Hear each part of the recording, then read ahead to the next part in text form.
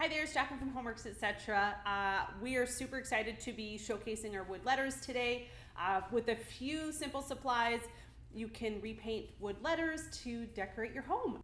So you take your sandpaper and you can fold it in half if you want and sand the edges and the top side of your wood letters just so that it gives it a little bit of a surface so that the paint will adhere, and you'll see that it creates a little bit of dust, but you want those wood letters to be super smooth to the touch.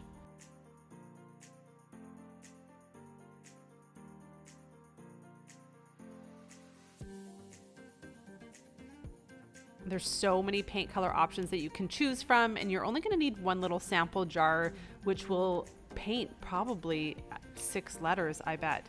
So you just lightly take your foam brush, you can dip it right into the sample pot and paint your edges first, and then paint the top side of your wood letters. You want a thin coat, no drip marks, and just place it to dry. After your first coat is completely dry, make sure you take your sandpaper and just sand it smooth to the touch again and apply a second coat.